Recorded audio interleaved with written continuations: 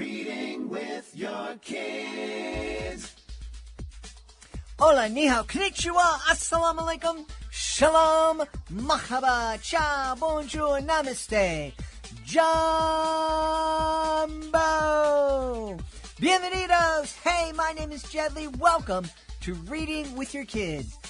We are coming to you from the beautiful neighborhood of Reedville, the absolute gem of Boston, Massachusetts. We are so delighted and so very honored that you're joining us in our mission to help all families grow closer through reading. We do that by sharing fun, thoughtful, and thought-provoking conversations with fascinating people who just happen to be writing books for kids of all ages. You can join us in our mission by telling all of your family and friends about the show, telling your kids' teachers, principals, librarians, telling the youth minister, telling the school crossing guard about the show, and letting them know that they can hear us on the WREB AM/FM 24/7 radio network, and they can find us on the iHeartRadio app, on Spotify, Apple Podcasts, Good Pods, Podcast Addict, Amazon Music, CastBox, Player FM, Deezer, wherever you find your favorite shows, you can find Reading with Your Kids. Two amazing guests today. First up, Meredith Rusu is here to celebrate Tio Ricky Doesn't Speak English. And later in the show, Meredith Rusu is returning to celebrate when Auggie learned to play chess. Before I invite our guests into the studio, we want to let you know that this episode of Reading with Your Kids is brought to you by Once Upon a Dance. Are you looking for a magical way to get your kids moving? Once Upon a Dance brings stories to life with interactive books that inspire little ones to read, move, and imagine. Award-winning and teacher-approved, these whimsical tales are perfect for classrooms, story time, or family fun. Spark joy, build confidence, and dance into imagination. Discover more at onceuponadance.com or find Once Upon a Dance books at your favorite online bookstore.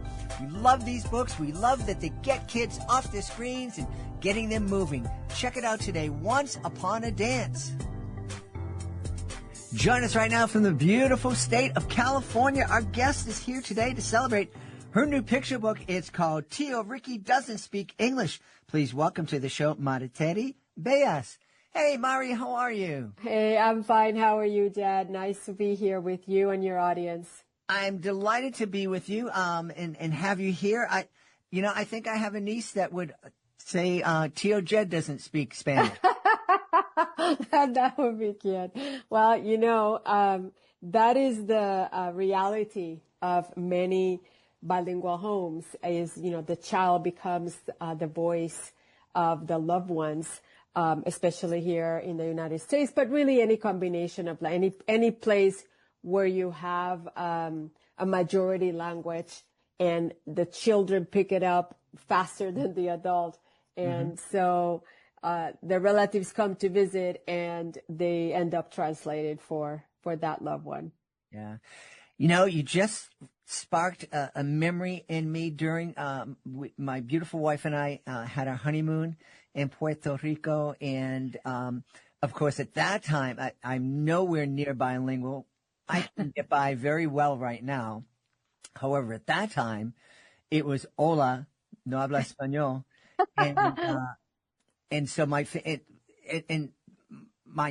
new family down in Puerto Rico, they would be very kind and they would always try to include me in conversations. But sometimes, when you get going and people get excited and they're happy, sometimes they forget that the guy over there doesn't speak. He's the one out of the 20 people here that doesn't speak Spanish. And my new little cousin, Geraldine, who is 5 years old and bilingual, and she saw me and came over, and we became immediate friends. She would translate for me, make sure that I was okay. And that's been a friendship that has just been wonderful and a blessing to me. That's amazing. So is your wife Puerto Rican? Yes, she is. Well, I guess actually her parents are Puerto Rican, Corozal and Morovis. Okay. Officially, my wife is Nuro-Rican.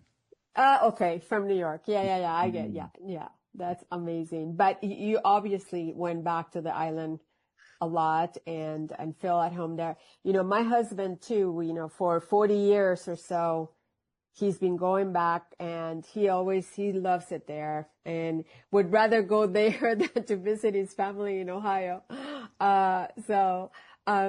Also did not speak the language, even though, you know, I try to speak it with the kids and, you know, he picked over all these years, he's picked up, you know, he understands a conversation, but he doesn't feel like he can carry a conversation. So I understand. Yeah. Well, my first experience trying to be bilingual and right before our wedding, my beautiful wife's favorite aunt flew to Boston to kind of help out and make the copias and everything, the little gifts that you give your guests at the end of the wedding. And I wanted to impress her. And I wanted to say, how was your trip? ¿Cómo está su vieja?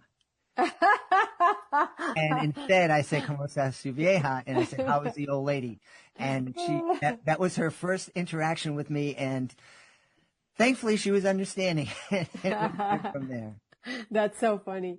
The memory that my husband would share with you is, you know, my husband then he wasn't my husband yet. He came for the holidays. The first time he would meet my dad, my mom had already come to California and had met him because, you know, after I graduated from Pepperdine, I had a job and I stayed. So she, you know, they figure out that I was dating someone and I think, you know, she sent my dad sent her so she could come and meet him. Mm-hmm. So he comes to the island and where my sister goes to pick us up.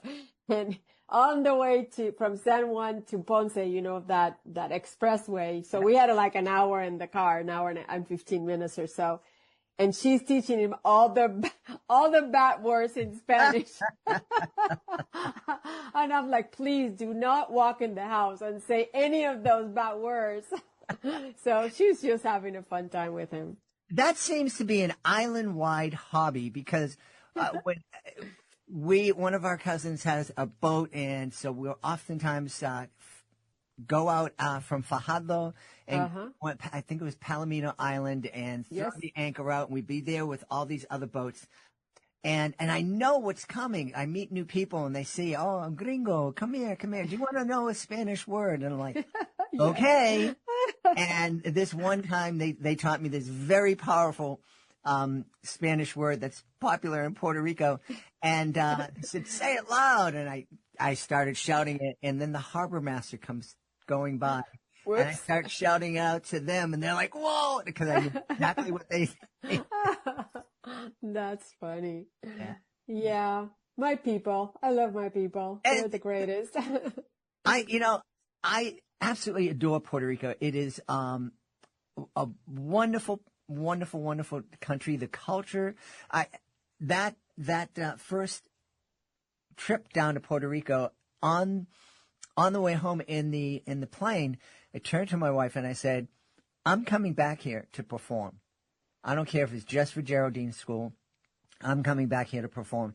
And that turned into two tours a year for 10 years. And it was absolutely beautiful. I've been to, as my relatives have said, I've been to every spot on the island, and they're all beautiful. It's an incredibly diverse island. Because you can be in the north and go to El Yunque, the rainforest, and then go to the southwest and be in a dry forest. Yep. On the same island that you could drive around in a day. Yeah, and then you could go up in the mountains and it's chilly up there. So, but downhill it's hot and humid. Yeah. So, it's pretty amazing, and the people are wonderful people, resilient to, you know, gone through all those hurricanes and all the things that have happened in the island, and we're still standing. And I think one of the best things that have happened in the century is Bad Bunny, and how he's created this, you know, he's kind of put Puerto Rico in the map everywhere, all over the world. And I so admire that. It's like, you know, I started thinking about that the other day because I was doing another interview, and they asked me, you know, so, what's your goal? What's your mission? I'm like, well, I'm a little bit older than Bad Bunny, but I want to do for children's literature what he's done, for Puerto Rican children's literature, what he's done with his music, with the art and all that. I just think that he is just a super smart young man and has a great team behind him that obviously must love the island too, because it shows in all the things that they create. Yeah. So yeah, I'm pretty proud. Well, that's a great goal. For those of you who don't know, Bad Bunny just completed a multi-month residency when he was performing only in Puerto Rico. A big chunk of the tickets were reserved for residents of Puerto Rico, but it brought in millions and millions of dollars, and the economy right now is booming because of all that, of all the folks who came in to see those concerts. So yes, I agree. But what a great move. Yeah, amazing, really amazing. Yeah. So Tio Ricky doesn't speak English, and there's also a Spanish version available, correct? Actually, it's the book is in English and in Spanish. So, you read the English part first, and then in the same page you have the Spanish version. It's the way that the publisher is Little Libros. And Little Libros is an indie publisher that was started by two amazing, very talented Latina moms over, I want to say about 11 years ago now. And they started with board books, and then, little by little, they grew so much that they graduated to picture books as well. And I'm super grateful. I met them way back when, and we kind of knew that eventually we would do a project together. And so fast forward, here we are, and I'm super excited and grateful that they have given me this opportunity, and now we have a book together, and I'm ready to go on tour and, do all that, all those activities that are fun and meeting new kids. I had my first event was last week, and, I just love the little kids. They come and they look at the book and they get so excited, and then they tell mom and dad, oh, look, I want to be like Enrique. And so it makes it all worth it. And, I didn't have these books yet when I was raising my kids. I didn't have books where the character or main character look like me or like my son or my daughter. And I have three cultures at my end because my husband is Greek, Greek American. So there were really no books with Puerto Rican or Greek characters. So I'm kind of on a mission to do that, to create stories with those characters so that children from Puerto Rico or that live in the United States but are from Puerto Rican families and children from all over the world can learn about this culture and appreciate our traditions and customs and all of that. Yeah. Well, I love the fact that books can be mirrors, windows, and sliding glass doors. And, I love the fact that this could have been a book that I would have read to my kids when they were little and they would have seen themselves. But I especially love that this book could serve as a window so that some of their friends could have read this book and kind of understood a little bit. I got in so much trouble, Mari, because when my son was in kindergarten, we celebrated Dia de los Reyes, the Three Kings Day. And so we got the shoebox and we got the grass. Here, and when the kids woke up, the Three Kings had left them presents. And so my son, after the Christmas vacation, went back to school and he said, look what the Three Kings brought me for Three Kings Day. And I was getting these phone calls from parents. What is Three Kings? I gotta get another present. What do you mean? This is awesome. Where do you find grass in the middle of winter time? That's so funny. Where did you find grass in the middle of winter? We dug up some snow. The funny okay, so I'm going to tell you, I have an idea for a story. Okay. I think I have some notes already on that same situation, that all of a sudden the kids, the Puerto Rican kid is in this cul-de-sac neighborhood, with other kids, but they all know about Three Kings Day, and all of a sudden there's no grass anywhere. And what happens, So I've been trying to toy with that idea to write that story, because I think, oh yeah, where are they going to go? And I'm like, oh, I have to, it'll be in my head, but I just think it would be a great story. Absolutely. And, one of the things, too, we're talking about, kids, American kids being able to learn about Puerto Rican culture, and hopefully learn that Puerto Rico is part of the United States. Mm-hmm. I also love the fact that this can give kids from Mexico, from Central America, from other countries in Latin America, a chance to look in and see and learn about Puerto Rican culture, because Latin culture ain't all the same. It is a very diverse group of cultures, a very beautiful but also very diverse collection of cultures. Absolutely. I agree 100%. And this is a story about family too. And, we realize reading, or the reader will reading the book, that it's, the whole idea of translating sometimes for a little kid, like when it's over and over, it's like, I use some fancy words, like I use the word exhausting. So at some point, Enrique's going to tell his dad, translating for Tio Ricky is exhausting, and the dad chuckles, and they're looking out they're like in a living room in one of the scenes, and they're looking out the window, and there's a tree, and there's a family of birds that obviously you can see they're helping each other. Mm-hmm. So the dad says, see how the birds are helping each other? That's what families do. Mm-hmm. And it kind of like is an analogy for little Enrique to later on in the story, he remembers that scene, mm-hmm. and he then realizes, oh, this is really not a chore. I'm kind of helping my uncle. Yeah. And so anyway, I think it's a good way of teaching, without being preachy, right. But, just showing children that it's being able to communicate in two languages is a superpower, and that they are going to, at some point are going to be able to be the superheroes without really wearing a cape. So mm-hmm. that was the idea of the book. Yeah.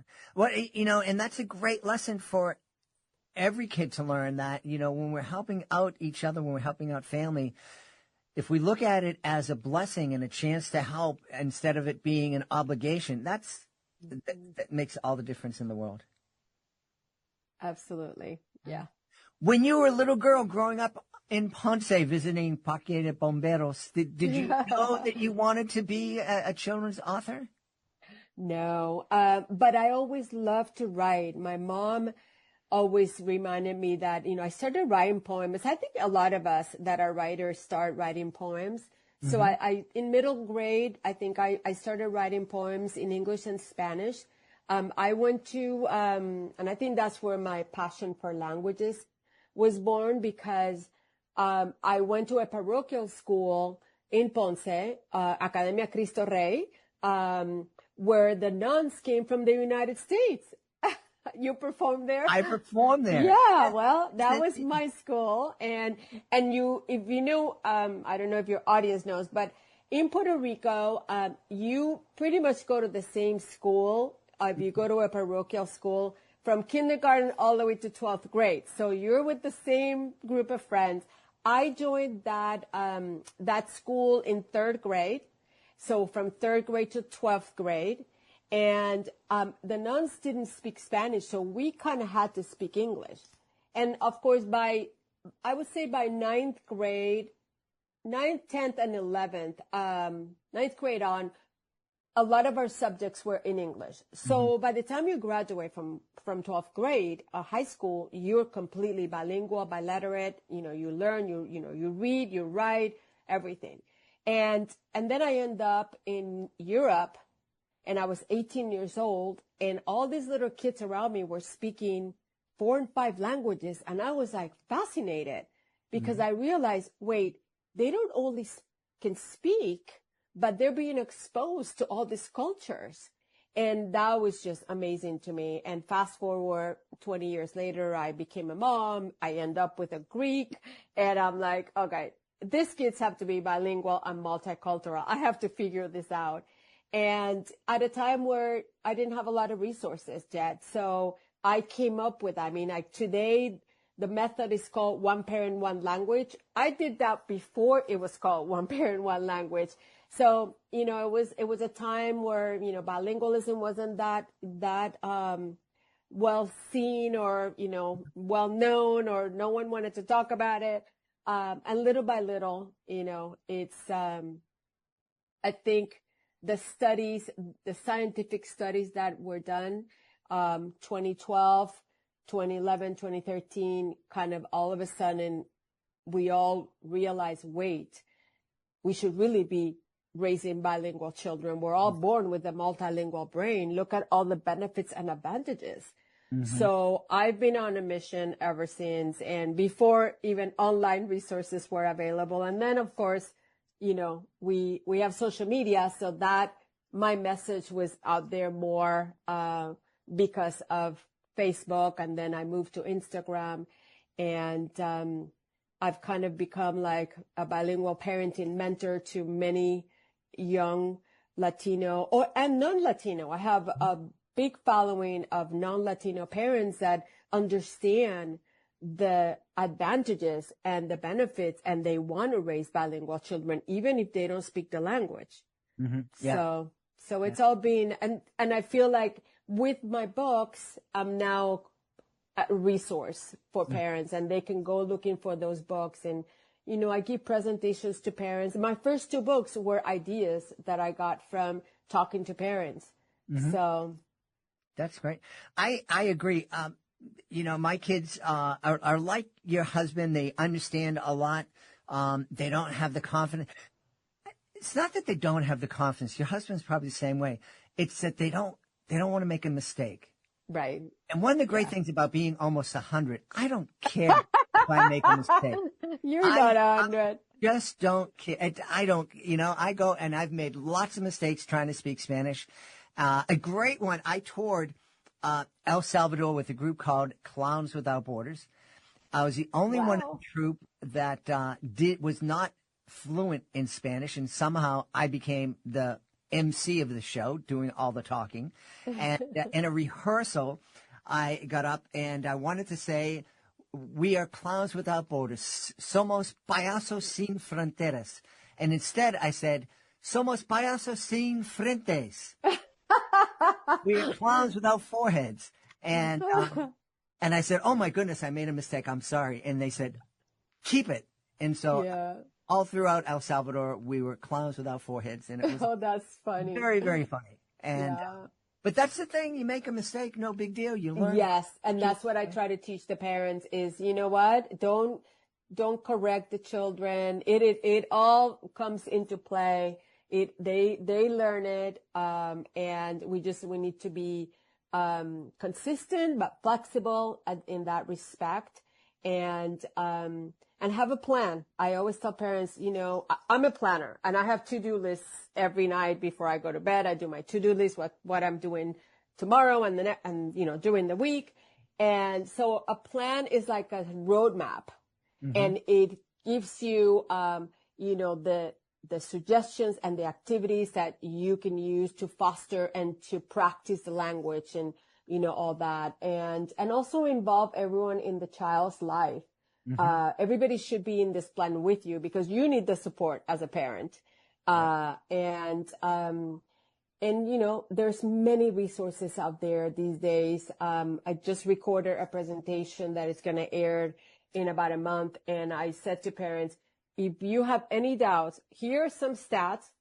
And if you still doubt, call me before you give up, because I will tell you, don't give up. It's really not that difficult. Yes, it is a layer of parenting that you're adding to your responsibilities, but there's so much information and education and tools and resources today that anyone should be raising a bilingual, at least one more language, in addition to the majority language.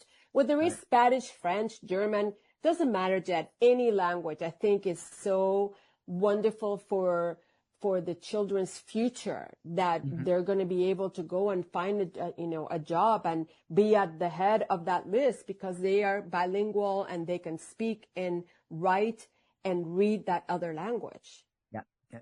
And one of the things I found, because while I was touring Puerto Rico, I was on stage. My show was memorized. I was able to do some improvisation because, and so I was getting there. And when I would tour Puerto Rico, I would force myself to think in Spanish. And I started looking at the world in a different way. It wasn't that one language more profound than the other, but it was just I was seeing things in a slightly different way. And that was so cool.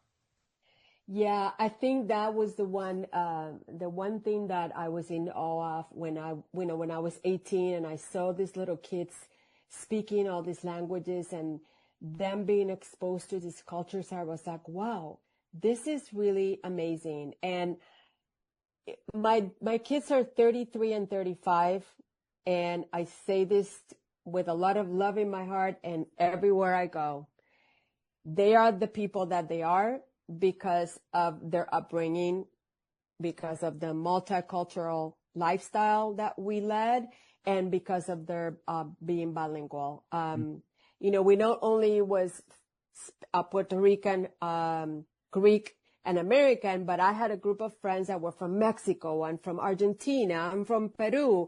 And so they were being exposed to all of that. And, I always tell parents that first day of school or even before now, because now we can communicate with these teachers before school start, find out how many cultures are going to be in that classroom this year, and try to talk to the kids about all the different cultures that the kids from the different cultures and all the things that they're going to be exposed to. And, maybe help the teacher come up with cultural days for all those cultures that are represented so the kids can be exposed to all of that. And it creates respect, compassion, inclusivity, and empathy. I mean, there's all the good things, all the values that we really would like our children to have. Yeah, absolutely. I wholeheartedly agree with you.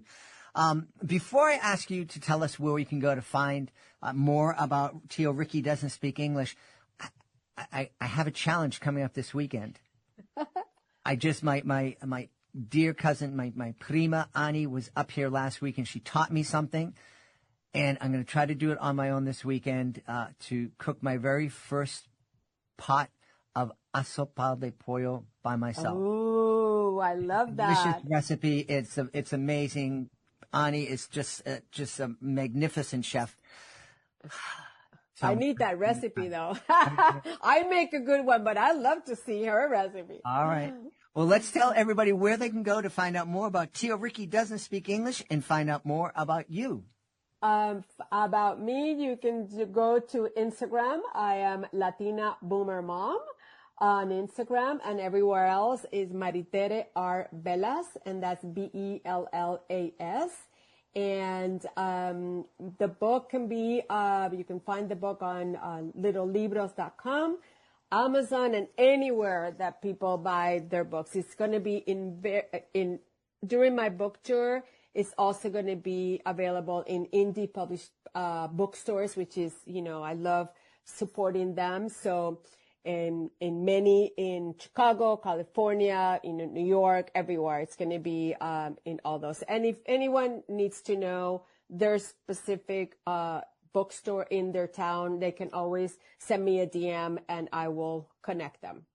And our listeners can also just go into the indie bookshop and just very politely say, por favor, can you please order Tio? Please request a book in your local library, your local bookstore, anywhere. That would be awesome. I would really appreciate that. Hey, Mari, thanks so much for being on Reading with Your Kids. Thank you so much. This episode of Reading with Your Kids is brought to you by Careful What You Hear, a wonderful middle grade novel by Helen Dunlop Newton. Noah Baker is not an average 13-year-old. He's a mind-reading secret agent. Ever since a mix-up gave him an experimental cochlear implant, he and his partner Lena have been going on spying missions for the government. Now they're in for a reward for all of their hard work. Space camp! Their fun threatens to melt away when Noah overhears thoughts revealing a plot to steal secret plans from nearby Redstone Arsenal. Should Noah report what he heard and risk losing a chance to compete in the end-of-camp mission with Lena? Or should he keep quiet and risk bad people winning again? Careful What You Hear is the sequel to Helen's very popular Do You Hear What I Hear? Get your copy today. You and your kids are going to love it. Careful What You Hear by Helen Dunlop Newton. We are really excited. Joining us once again from the beautiful Garden State of New Jersey, our guest is returning to Reading with Your Kids to celebrate when Auggie learned to play chess. Please welcome back to the show, Meredith Rusu. Meredith, how are you? Well, thanks. I'm so happy to be back and talk about my new book. I'm really excited to be able to share it with you. Yeah, I'm excited too. Auggie caught my eye because Auggie was the name of a very grumpy beagle who was part of our family for about 13 to 14 years, and he definitely would never have learned how to play chess. He just didn't have the temperament. This book was written, inspired by and written in honor of my father-in-law, Augustin. And it's funny, when I came up with the name for the main character in the book, my husband and mother-in-law were like, Auggie. And I'm like, yeah, did he ever go by Auggie? They're like, nope, not once in his life. And he would have been quite upset if Hopefully not. No, I think he would have understood. Now let's talk about who is Auggie. Okay, so this story is about 7-year-old Auggie, who is he's new to school in a new town. Him and his dad have moved from a beachside community, and he doesn't have any friends. The entire environment looks different to him, and he misses his old life. He misses his old friends in school, and he feels very small and unimportant in his new school, and he just wants to go back home. He keeps telling his dad, but his dad says, this is your new home. And his dad convinces him to play a game of chess with him, using a board that Auggie found in his dad's office that belonged to his grandfather, which in Romanian, the word for grandfather is bunicu. And the word for father is tata, so he calls his dad tata. And they start playing chess, and he starts gaining confidence through learning how to play chess from his dad. And he's slowly learning he doesn't realize it, but he's learning lessons about being patient and about having courage and, connecting with other kids at school while he's playing chess with his dad. And so by the end of the story, Auggie notices a chessboard in the classroom, and that gives him the courage to ask another child to play with him and make his first friend at school. Very cool. Very cool. Chess is weird. As we're talking here, chess is one of those games that I think really encourages conversation. Yes, absolutely. There's a lot of backstory about how the book came to be, which I can probably share in a little bit. Sure. But my sons, who are now 8 and 10, but when they first started playing, they were 3 and 5, and they have made so many friends through playing chess. They've played at tournaments and they've played in classes, but they helped me start a chess club at their school because of that connection. They wanted to play with each other and they wanted to play with their friends. And there are a lot of kids who love chess. There are a lot of kids who love chess. Yeah, and I'm really hoping that chess is one of those things that encourages kids to spend less time on their screens. Although I guess a lot of kids are playing chess on their screens. I was going to say my older son, when he was 5, he did learn from playing one of those online computer programs, because when he learned, it was COVID. So we spent a lot of time indoors playing chess together and then playing on the iPad. Yeah. Chess is what I taught my son how to play again, when he was 4 or 5 years old. It's amazing. A lot of people would think 5-year-old playing chess, but it's a game that they pick up really quick.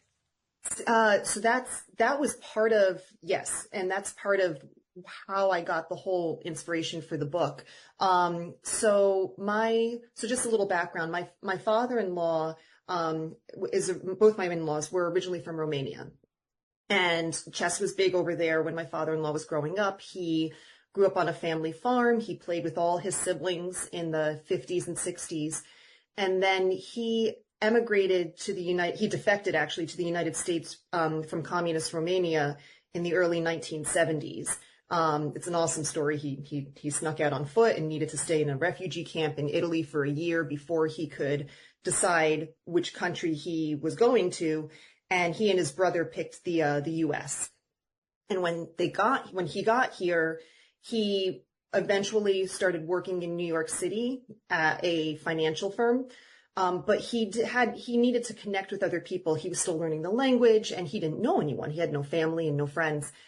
And he found that everyone played chess on their lunch breaks outside in the parks, just like searching for Bobby Fischer. And so he was able to connect with his coworkers by playing chess with them on their lunch breaks.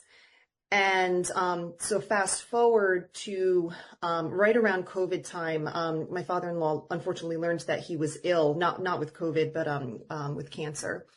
And he was adamant. He says, I want the boys, meaning our sons, Matthew and Luke, to learn how to play chess. And I'd played as a kid, but I just always got crushed by my brother and my dad. I was never very good. So I'm like, all right, yeah, that sounds fine if they like it. And I didn't think that they were 3 and 5. So this goes back to your original point, young kids. I didn't think they were going to be able to learn. They're just going to make the pieces battle on the board. Uh-huh. Matthew picked up on it instantaneously. It was like you could see his mind working out the puzzles and what to do. And he started playing right away with Buniku, with his grandpa. And we have so many incredible memories over the chessboard that whole year while my father-in-law was sick, pictures and videos of them just playing together and bonding, and just knowing that while Matthew was learning all the techniques, I didn't even realize that, when my father-in-law was teaching him about gambits, he was actually teaching him how to take risks, have the confidence to take risks. He was teaching him patience. Matthew's not a patient kid. And he was teaching him to think things through and look 4 moves or 5 moves or 8 moves forward before reacting. And it was just such a very special memory for us personally. And I just was amazed how Matthew was able to pick up on it so young. And then Luke followed suit. The next year when he was 4, we have pictures of them playing together too. And now they both play. So when I wrote this book, my editor, Ann Schwartz, she's so lovely. And she's like, what about, because I was discussing various ways to approach the story with her. And she said, what about a story about a father teaching his son chess? And I'm like, that makes so much sense, because it's not just about the game. It's about the legacy and the lessons that can be shared over the board that the kids then use and translate into their actual little lives, but in very real ways. So yeah, it just, I hoped that it would resonate with young readers, young picture book readers, because that's the exact age that learning to play chess wound up really influencing our sons. What a beautiful, beautiful memory. And this is a weird coincidence, Meredith. You're talking about your father-in-law spending time in a refugee camp, and I just happen to be wearing my Clowns Without Borders t-shirt. And Clowns Without Borders is an organization I belong to, and we send clowns to refugee camps and disaster areas all over the world. That's wonderful. I wasn't familiar with that. That's awesome. I'll have to read more. That's cool. Yeah. We have a chapter here in the United States, and I think there's one in England, in Sweden. It's an international organization, and I'm proud to be a member of it. And I love that story. That I really have, in the last few years, really come to love stories that celebrate intergenerational friendships, like the ones between your father-in-law and your kids. I think those friendships can be so valuable to the kids, but also to the older person. Mm-hmm. Oh man, I mean, I think I wish so much that my father-in-law could see how much the boys have grown. I know I saw how much joy it brought him during what was a very challenging period, like, you know, of medical treatment. But it was an escape for him. It kept, you know, it's like, they say staying young at heart, but like, you know, you feel like a kid again. And he was seeing them learn things for the first time, but like reliving that himself. Yeah, no, it's one of our most treasured memories. I'm extraordinarily grateful for it. Yeah, yeah. What do you kids think about when Auggie learned to play chess? Do they realize it's kind of about them? Oh, they know. Yeah. Matthew is at an age now, both of them are, but Matthew's at an age where he will give me editorial feedback on my stories now quite often. Oh, that must be interesting. You know what? I mean, when I'm writing books, and so he's actually older than because he's 10 now, so he's older than the picture books range, but he won't hold back. He'll be like, yeah, it's not your best. But not for, no, Auggie, they love. One of the things I just have to mention about the book too, that it really brings it enraptures the kids, as it were. The illustrator that they found for it, his name is Stephen Costanza. He's an award-winning illustrator of picture books. He brought this to life in such a just beautiful, gorgeous illustrated way. It's cool because the illustrations almost, I mean, I've got the book here. Yeah. And they're layered and painterly with all the different details that he kind of put in there for you to kind of see and find. But he also used this color palette that to me reminded me of like the 70s, almost like the oranges and the browns and the greens. And I'm like, what a really cool homage to my father-in-law, who the book is based on.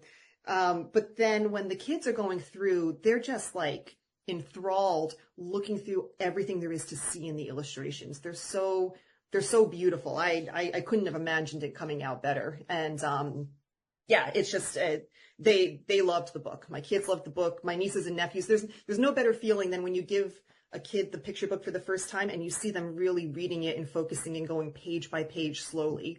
That's pretty cool. That is very, very cool. Well, you must have had that experience lots of times. I noticed on your website that you've written over 100 books. Yeah. It's actually more than well over 200 at this point. I kind of stopped counting. Yeah, I'm a licensed author by trade. So over my career, I've done mostly books against children's toys and television and movies, but now I have a lot more original work coming out. And so I have a picture book series called Mighty Moods Picture Book Series that I've had the wonderful opportunity to talk with you about on previous episodes, and now with Auggie, and then for future books I have coming out. It's so cool to be able to work with different illustrators and see the nuance and the personality they're able to bring. It's mind blowing because I'm good with the words, but the art is just something that I could never hope to have that amount of talent. Yeah. Oftentimes I'll ask an author if it's difficult for them to let go of a project and allow an illustrator to tell part of the story. I'd like to ask you, and you don't have to name the book if there is one, has there ever been an experience where an illustrator has illustrated the book and the publisher said, yep, it's ready, it's going out, and you're kind of sitting back going, yeah, I'm not sure about those illustrations? Never, not for any of my original work. No, knock on wood. I've been very fortunate. It's with the license stuff. It's just such a different experience because the license exists. So, the characters like from the TV or from the toys and the way that they're going to look. there's definitely been times when I haven't connected with the artwork in the books, and I'm like, it's not one that I'd necessarily be giving as a Christmas present. Mm-hmm. But you know, I mean, each person, each editor has their own vision. That's their job to envision it the way that they want and execute that. And, you know, in a case of a licensed book where I'm being hired to write the story for them for a specific need, I have to be able to let that go. It's not my place to be like, oh, I don't like that artwork. Well, it's not. Actually, no one asked you, Meredith. Wait, I'm sorry? I said, actually, no one asked you, Meredith. Yeah, exactly. What is the, I guess we have a lot of authors and aspiring authors who listen to the show. What do you find is the biggest difference between writing an original book, something that you came up with, and being a hired gun when an editor or a company comes in and says, hey, I want you to write this story about these Legos or this Lego character. Right. It is fascinating how long the process takes how the difference in time between a licensed title and between the original work. I think that was the biggest shock and adjustment for me. Licensed publishing moves rapidly. So if something comes out, like, I mean, I haven't looked to see what the pub program is for K-pop Demon Hunters, but I'm sure there's like 10 billion books already in the works. And you can get a book acquired, licensed, like, you know, the editor can, and have it go into print within like 6 months. You can do it shorter. It just depends on what the assets are. I sold when Auggie Learned to Play Chess back in 2021, 22. Mm-hmm. And we're in 2025. Mm-hmm. It takes a long time, especially for a picture book, to go from initial manuscript being accepted to being published. And it's also weird when, you know, in licensed stuff, you're told, I need an 8x8 within these parameters telling this story. You submit it. Usually there's some small changes unless there's something really wrong. And then it goes off on its merry way. With the original work, it can go through rounds and rounds and rounds of edits with multiple different editors at multiple different houses, with no guarantee that it'll ever see the light of day. Yeah, I was blown away. We had a publisher here, I think the first or second year of Reading with Your Kids, a small, wonderful publishing house, Familius, and the owner of Familius came on the show, and he was telling me, and I was literally knocked on the floor when he said, yeah, it can take 3 to 4 years from the time we purchase a manuscript till the time it hits the shelves. And I'm like, I don't understand this. It hasn't been announced yet. But I sold another picture book manuscript that I'm eager for the announcement to be made, but it's not slated until like 2028.